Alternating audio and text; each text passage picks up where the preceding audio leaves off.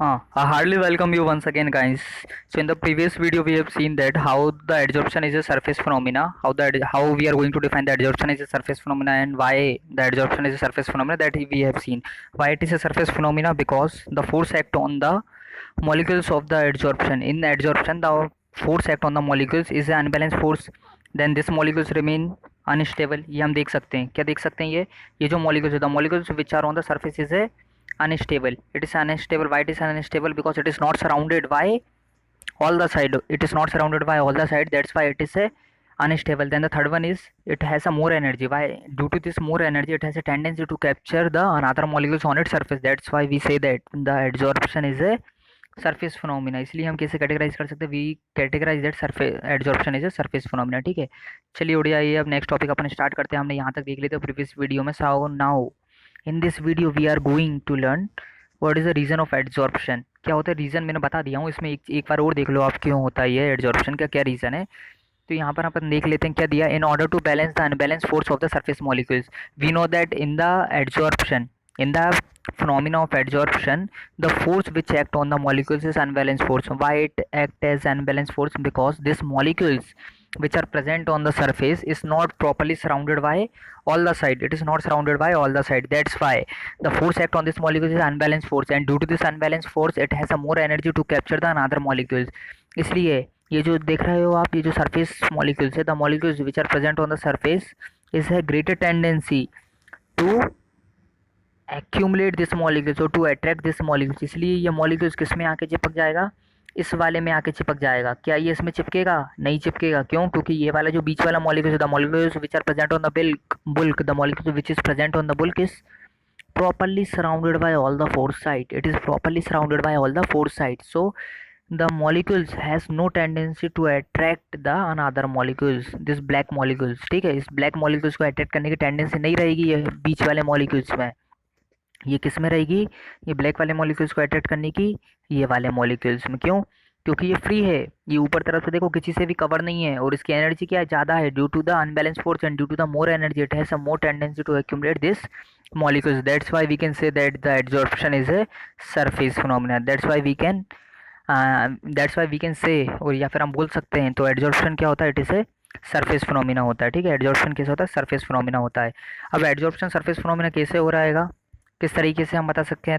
Adsorption एक surface phenomena है to balance the unbalance force, है ना. क्या होता है एडजॉर्प्शन सरफेस फिनोमिना? पूछेंगे ये नीट में भी पूछा हुआ है, ये नीट में पूछते हैं, जेई में पूछते, बड़े बड़े एग्जाम में पूछते हैं, 12th में भी पूछेंगे, ये ऑब्जेक्टिव में बन सकता है ये वाला, या फिर वन वर्ड आंसर बन सकता है ना. इंटेलेक्चुअल क्वेश्चन है, हॉट क्वेश्चन है, या जाता है आपके. पूछ सकते हैं, ये चीज़ें बननी चाहिए आपके. आप पूछ लेंगे why adsorption is only surface phenomena and why does absorption is not. Absorption ही सरफेस फिनोमिना क्यों होता है, एब्जॉर्प्शन क्यों नहीं होता? तो ये बताना पड़ेगा आपको विद द डायग्राम, बताना पड़ेगा. The force which is present on the adsorption is unbalanced force. Then the second thing is it is a less stable state. Then the third thing is the molecules which are present on the surface has a more tendency to attract the another molecules. That's why due to the unbalanced force and due to the more energy, adsorption is a surface phenomena, है ना. adsorption कैसा होता है? surface phenomena होता है. क्यों होता है adsorption surface phenomena? ये बता देना. ये क्यों होता है भैया? ये unbalanced force के कारण होता है ना. बता दोगे? अब ये मत बोलना कि सर समझ में नहीं आया. समझ में नहीं आया तो एक बार देखो, बहुत अच्छे से नोट्स के भी यहाँ पे समझा रहा हूँ. ये नोट्स लिए हैं मैंने. क्यों? क्योंकि आपको अच्छे समझ में आ जाए, विद डायग्राम से समझ में आ जाए, है ना. ऐसा नहीं कि हैंड रिटन नोट्स बता रहा हूँ, हैंड रिटन में भी नहीं आता समझ में, लेकिन इस नोट के थ्रू, इस डायग्राम के थ्रू, और देखो नोट बहुत ही क्लियर है. आप चाहें तो आपकी कॉपी में बना सकते हैं, ईजिली आपको समझ में आएगा. ये नच रहे हैं, देख लो, धूम मचा ले. क्यों कर रहे हैं? क्योंकि समझ में आ गए उनको. ऐसा आपको भी नचना, और आपको यदि समझ में जाए, जब नहीं आए तो फिर से पूछ सकते हो डाउट में. अब सबसे मेन आता है, बनता है क्वेश्चन, बनता है 3-4 नंबर का क्वेश्चन बनता है. ये बना हुआ है 2016 हो गया, उससे पहले का हो गया. उसमें पूछा गया what is difference between adsorption और एब्जॉर्प्शन. अब डिफरेंस बिटवीन क्या होता है एडजॉर्प्शन और एब्जॉर्प्शन का? खुद ही बताओगे, अब हम नहीं बताएंगे. देखो, सबसे पहला पॉइंट दिया, एब्जॉर्प्शन क्या होता है. एब्जॉर्प्शन क्या होता है? बुल्क फिनोमिना होता है. Why it is a bulk phenomena? Because the molecules present on the case of absorption is a surface is present on the bulk. कैसा प्रेजेंट होता है? वो बुल्क में प्रेजेंट होता है. मॉलिक्यूल्स कैसा प्रेजेंट होता है? बुल्क में प्रेजेंट होता है मॉलिक्यूल्स, है ना. इसलिए क्या होता है? ये बुल्क फिनोमिना होती है. लेकिन एडजॉर्प्शन की बात करें, एडजॉर्प्शन क्या है? एक सरफेस फिनोमिना है. क्या है एडजॉर्प्शन? सरफेस फिनोमिना है. अभी अपने देखा था, डायग्राम में देखा था, मॉलिक्यूल्स कहाँ पर आके चिपक रहा था. देखो कहाँ पर था मॉलिक्यूल्स, कहाँ पर था मॉलिक्यूल्स अपने एडजॉर्प्शन में? ये देखो सरफेस पे था मॉलिक्यूल्स, ये देखो ये सरफेस पे था, ये मॉलिक्यूल्स कहाँ पर आके चिपक रहा था, ये जो ब्लैक वाला मॉलिक्यूल्स है ऑरेंज वाले से कहाँ पर आके अट्रैक्ट कर रहा था उसके सरफेस में। इसलिए एड्जॉर्प्शन क्या होता है अपना, सरफेस फिनोमिना होता है। क्या होता है, सरफेस फिनोमिना होता है। एड्जॉर्प्शन क्या होता है, सरफेस फिनोमिना होता है। लेकिन एब्जॉर्प्शन क्या होता है, बुल्क फिनोमिना होता है। क्यों, क्योंकि ये मॉलिक्यूल्स देखो ये पानी के अंदर यूनिफॉर्मली डिस्ट्रीब्यूट हो गया और इसको चारों तरफ से कवर कर लिया है। इसलिए एब्जॉर्प्शन क्या होता है, बुल्क होता है, और एडजॉर्प्शन क्या होता है, सरफेस होता है। दूसरी क्या होता है, यूनिफॉर्मली डिस्ट्रीब्यूट। अभी अपन ने देखा ये जो मॉलिक्यूल्स होता है, the molecule which are present on the case of absorption, on the case of absorption is uniformly distributed. कैसा हो जाता है, जो भी मॉलिक्यूल्स होते हैं, कोई एक सब्सटेंस के मॉलिक्यूल्स किसी दूसरे सब्सटेंस के अंदर कैसे हो जाते हैं, यूनिफॉर्मली डिस्ट्रीब्यूट हो जाते हैं ना, पूरी तरीके से मिल जाते हैं। लेकिन एडजॉर्प्शन में क्या होता है, एक मॉलिक्यूल्स किसी एक सब्सटेंस के मॉलिक्यूल्स किसी दूसरे सब्सटेंस के मॉलिक्यूल्स के कहाँ पर होते हैं, सरफेस में ही होते हैं। इसलिए अपन क्या बोल सकते हैं, ये नॉन यूनिफॉर्मली डिस्ट्रीब्यूट होते हैं। एडजॉर्प्शन में क्या होता है, नॉन यूनिफॉर्मली डिस्ट्रीब्यूशन होता है, और मॉलिक्यूल्स कहाँ पर रहते हैं, कहाँ पर कंसंट्रेट होते हैं मॉलिक्यूल्स, सरफेस में। हाईली कंसंट्रेट कहाँ पर होते हैं, सरफेस में हाईली कंसंट्रेट होते हैं मॉलिक्यूल्स।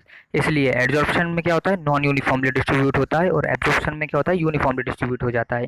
तीसरा पॉइंट देखते हैं, ये जो एब्जॉर्प्शन होता है, एब्जॉर्प्शन क्या होता है, नाइदर एक्सोटर्मिक और नाइदर एंडोटर्मिक। ना तो ये एनर्जी लेता है ना तो ये एनर्जी देता है, ठीक है। एक्सोटर्मिक क्या होता है, exothermic reaction are those reaction on which the heat is what, heat is emitted by any substance, ठीक है। एक्सोटर्मिक में क्या होता है, हीट एमिट होता है, heat is emitted by the substance, such a reaction is called exothermic reaction. Then what is endothermic reaction, endothermic reaction are those reaction in which heat is absorb by any chemical substance, है ना, bye any chemical molecules द्वारा क्या होता है, heat का absorb होता है। Absorb हो रहा है तो क्या रहेगा वो, एंडोथर्मिक। अब एंडो यानी क्या होता है, एंडो से याद रखो, एंडो से मतलब अंदर, हीट क्या होती है, अंदर जाती है। एक्सो यानी हीट बाहर जा रही है, एग्जिट हो रही है।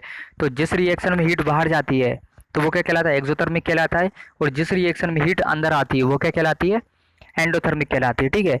ये क्या हो गया अपना, अपन ने वो देख लिया, एब्जॉर्प्शन का देख लिया। एब्जॉर्प्शन में क्या होता है, दोनों नहीं होता, ना तो एब्जॉर्प्शन होता है ना तो एड्जॉर्प्शन होता है, कुछ नहीं होता, एब्जॉर्प्शन एड्जॉर्प्शन नहीं होता। किसके केस में, एब्जॉर्प्शन के केस में। लेकिन एड्जॉर्प्शन के केस में क्या होता, हो जाता है। एड्जॉर्प्शन के केस में कैसा होता है, कैसा रिएक्शन होता है, एक्सोथर्मिक होता है। कैसा होता है, एक्सोथर्मिक होता है। आपने देखा है कि क्यों होता है ये एक्सोथर्मिक, क्यों होता है, एक्सोथर्मिक इसलिए होता है क्योंकि कोई भी मॉलिक्यूल सरफेस में जाकर अट्रैक्ट करता है तो वो क्या करता है, एनर्जी को रिलीज करता है। यदि कोई भी मॉलिक्यूल्स जाकर किसी दूसरे सब्सटेंस में जाकर एक्यूमुलेट हो रहा है, कोई भी मॉलिक्यूल्स किसी दूसरे सब्सटेंस में जाकर एक्यूमुलेट हो रहा है तो वो क्या करता है, वो कैसा होता है, वो एक्सोटर्मिक होती है। इसमें एनर्जी का रिलीजमेंट होता है, एनर्जी क्या होती है, बाहर निकलती है। इसलिए एड्जॉर्प्शन क्या होता है, एक्सोथर्मिक होता है। कैसा होता है, एक्सोथर्मिक होता है, because the energy releases in this reaction, ठीक है, energy emitted is called exothermic, और that's why it is known as exothermic reaction, ठीक है। अब क्या दिया है, नेक्स्ट पॉइंट दिया, the rate of adsorption uniform rate, ठीक है। जो एब्जॉर्प्शन के केस में जो रेट होता है, मतलब जो रिएक्शन का रेट होता है, रिएक्शन किस स्पीड से चलता है, किस वेलोसिटी से चलता है, तो वो कैसे चलता है, यूनिफॉर्म चलता है। जो रेट ऑफ रिएक्शन होता है वो क्या होता है, यूनिफॉर्म होता है, मतलब एक जैसा होता है। इधर पर रिएक्शन में चेंज नहीं आते। यदि मॉलिक्यूल्स आके चिपक रहे हैं, ठीक है, बल्क में, या फिर एब्जॉर्प्शन की फिनोमिना में यदि मॉलिक्यूल्स आके अट्रैक्ट हो रहे हैं तो वो कैसा रहेगा, यूनिफॉर्म रेट से होंगे। मतलब जितनी स्पीड से पहले हो रहे थे उतनी स्पीड से लास्ट तक रिएक्शन चलेगा। जो स्पीड से शुरू हुआ था रिएक्शन वही स्पीड से क्या रहेगा, लास्ट तक रहेगा। एब्जॉर्प्शन में क्या होता है, रेट यूनिफॉर्म होता है। लेकिन एड्जॉर्प्शन में क्या होता है, एड्जॉर्प्शन में पहले जो रेट होता है, जो मॉलिक्यूल्स की टेंडेंसी होती है पहले क्या होती है, वो ज़्यादा होती है। फिर उसके बाद क्या होता है, मॉलिक्यूल्स धीरे धीरे चिपकने लगते हैं, तो जिसके कारण क्या होता है, जो रेट ऑफ रिएक्शन होता है वो क्या होता है, डिक्रीज हो जाता है। तो याद रखना, एड्जॉर्प्शन के केस में क्या होता है, रेट ऑफ रिएक्शन पहले तो तेजी से चलेगा, रेट ऑफ रिएक्शन क्या रहेगा, पहले तो तेज रहेगा, फिर क्या हो जाएगा दूसरा, फिर धीरे धीरे आके स्लो हो जाएगा। तो लास्ट में क्या हो जाता है, उसका रेट कैसा हो जाता है, बिल्कुल फॉल डाउन हो जाता है ना। ये दिया हुआ देखो, rapid in the beginning due to the availability of surface area, down later since the entire surface area is occupied. समझ में आया। पहले क्या होता है, जैसे देखो ये मैं बता दूं, यहाँ पर ये वाटर रख दूं और एक ये मॉलिक्यूल्स रख दूं, एक दूसरा मॉलिक्यूल्स आके अट्रैक्ट करा है, तो भाई इसकी ऊपर की सरफेस क्या है, ओपन है। ऊपर की सरफेस ओपन है तो मतलब सरफेस एरिया इसका ज़्यादा है, सरफेस एरिया ज़्यादा है तो क्या देगा, ये सरफेस दे देगा, ये दूसरे मॉलिक्यूल्स को आके अट्रैक्ट करने के लिए क्या दे देगा, सरफेस दे देगा। और ये वाला जो मॉलिक्यूल्स है ये आके क्या करेगा, इसके अंदर अट्रैक्ट करेगा। अब अट्रैक्ट करेगा तो इसकी सरफेस को चारों तरफ से घेर लेगा। जब चारों तरफ से घेर लेगा, क्या इसके पास सरफेस एरिया बचेगा, अब नहीं बचेगा। इसलिए क्या होता है, जैसे जैसे रिएक्शन चलते जाता है, जैसे जैसे एंडिंग में पहुंचते जाता है, वैसे वैसे रेट ऑफ रिएक्शन क्या होगा, डिक्रीज होते जाएगा। क्यों रेट ऑफ रिएक्शन डिक्रीज होते जाएगा, क्योंकि सरफेस एरिया क्या होती जाएगी, वो कम होती जाएगी, सरफेस एरिया डिक्रीज होती जाएगी। Due to the decrease of the surface area now the this molecule does not have a tendency to occupy some more surface, that's why the rate of reaction will decreases. पहला कैसा रहेगा, in the beginning it is the reaction is rapid reaction, but after some time the reaction will fall down और the rate of reaction will fall down. ठीक है, अब अपन किसकी बात करते हैं, एब्जॉर्प्शन का नेक्स्ट पॉइंट देखते हैं। एब्जॉर्प्शन में क्या होता है, independent of the surface area. हमने देखा था ना, मॉलिक्यूल्स कहाँ पर था, बुल्क पर था, मॉलिक्यूल्स कहाँ था, बीच में था, यूनिफॉर्मली डिस्ट्रीब्यूट था, बल्क में था। ठीक है, यूनिफॉर्मली डिस्ट्रीब्यूट था, क्या वो सरफेस में था, नहीं था सर सरफेस में, इसलिए ये क्या होगा, इंडिपेंडेंट रहेगा सरफेस एरिया से। लेकिन ये वाला जो मॉलिक्यूल्स होते हैं, इसके जो मॉलिक्यूल्स होते हैं, या फिर ये जो रिएक्शन होती है, ये जो फिनोमिना होती है एडजॉर्बेट, क्या होती है, सरफेस एरिया पर डिपेंड करती है। किस पर डिपेंड करती है, it depend on the surface area, that's why we say that the adsorption is a what, the adsorption is a surface phenomena है ना, इसलिए बोलते हैं हम एडजॉर्प्शन क्या होता है, सरफेस फिनोमिना होता है। क्यों, क्योंकि ये सरफेस पे डिपेंड करती है। तो गाइस ये देख लिया। अब अपन देख लेते हैं कि होता क्या है जब एडजॉर्प्शन एडजॉर्प्शन देख लिया। अब एडजॉर्प्शन एडजॉर्प्शन यदि दोनों साथ हो रहे हैं, क्या हो रहे हैं, दोनों साथ हो रहे हैं। यदि एडजॉर्प्शन भी साथ हो रहा है, देखो किसी कोई मॉलिक्यूल्स होता है, ऐसा जरूरी नहीं होता किसी में भी कि मॉलिक्यूल सरफेस में जाके चिपके हैं, या फिर ऐसा भी नहीं होता कि मॉलिक्यूल्स क्या हो जाए, उसके बीच में जाके यूनिफॉर्मली डिस्ट्रीब्यूट हो जाए। कुछ कुछ ऐसे अपन देखते हैं, ऐसे रिएक्शन भी देखते हैं जिसमें क्या होता है, मॉलिक्यूल्स सरफेस में भी चिपके होते हैं, the molecule will accumulate on the surface and it also uniformly distributed on it's inside inside the surface. मतलब क्या होता है कि कुछ कुछ क्या होता है, कुछ कुछ रिएक्शन अपन ऐसे देखते हैं जिसमें क्या होता है, एडजॉर्प्शन भी होता है, और दूसरे में क्या होता है, एडजॉर्प्शन भी होता है और एब्जॉर्प्शन भी होता है। एब्जॉर्प्शन और एडजॉर्प्शन दोनों होता है, क्या होता है, एब्जॉर्प्शन और एडजॉर्प्शन दोनों होता है। अपन ऐसे रिएक्शन देखते हैं जिसमें क्या होता है, एब्जॉर्प्शन भी होता है और दूसरा क्या होता है, एडजॉर्प्शन भी होता है ना। तो वो रिएक्शन जिसमें क्या होता है, एडजॉर्प्शन और एब्जॉर्प्शन सिमल्टेनियसली दोनों साथ साथ हो रहे हैं, उसको क्या बोलते हैं अपन, सॉर्प्शन। क्या देखते हैं, उसको क्या बोलते हैं, सॉर्प्शन बोलते हैं, सॉर्प्शन। सॉर्प्शन क्या होता है, सॉर्प्शन वो रिएक्शन होता है, the reaction in which both adsorption and absorption will take place simultaneously, है ना। एब्जॉर्प्शन और एडजॉर्प्शन दोनों क्या होता है, सिमल्टेनियसली टेक पार्ट करते हैं, तो उसको क्या बोलते हैं अपन, सॉर्प्शन बोलते हैं। अब सॉर्प्शन कैसे बोलेंगे, जैसे मैं आपको बता दूं, ये जो एग्जांपल दिया डाइंग ऑफ फैब्रिक, आपने फैब्रिक वगैरह के शर्ट वगैरह पहने हो गए, जैसे हमने तो पहने, या फिर हमारे पेरेंट्स वगैरह पहनते थे, या फिर मैं पहनता था पहले जब स्कूल जाता था। मैं क्या बोलता था, मम्मी ये वाले शर्ट का कलर कोई से दूसरा कर दो, ठीक है, ये शर्ट का कलर दूसरा कर दो, या फिर दूसरे शर्ट कर दो। तो वो क्या करता है, उसमें दो तरीके की फिनोमिना होती है, ठीक है। जब आप नील लगाते हो ना, जब नील लगाते हो, जैसे कपड़े वगैरह में नील लगाओगे, तो क्या होती है, उसमें दो तरीके की फिनोमिना होती है। उसमें क्या होता है, आपका एडजॉर्प्शन भी होता है, क्या होता है, एडजॉर्प्शन भी होता है और एब्जॉर्प्शन भी होता है। एडजॉर्प्शन क्या होता है, जो मॉलिक्यूल्स होते हैं नील वगैरह के, जो आप नील बोलते हो, नील का यूज़ करते हो, वो क्या होते हैं, वो सरफेस में जाके चिपक जाते हैं। और क्या होता है, वही मॉलिक्यूल्स क्या करते हैं, अंदर तरफ भी चले जाते हैं, तो उसको क्या बोलते हैं अपन, एब्जॉर्प्शन बोलते हैं। तो दोनों सिमल्टेनियसली टेक पार्ट कर रही है, एडजॉर्प्शन और एब्जॉर्प्शन। ये रिएक्शन को क्या बोलोगे, सॉर्प्शन बोलोगे। क्या सर रिएक्शन हमेशा सॉर्प्शन जैसे होते हैं, एडजॉर्प्शन और एब्जॉर्प्शन ये तो दोनों हो जाते हैं, ठीक है, दोनों एक साथ टेक पार्ट कर लेते हैं, तो इसको क्या बोलते हैं अपन, इसको अपन बोलते हैं सॉर्प्शन।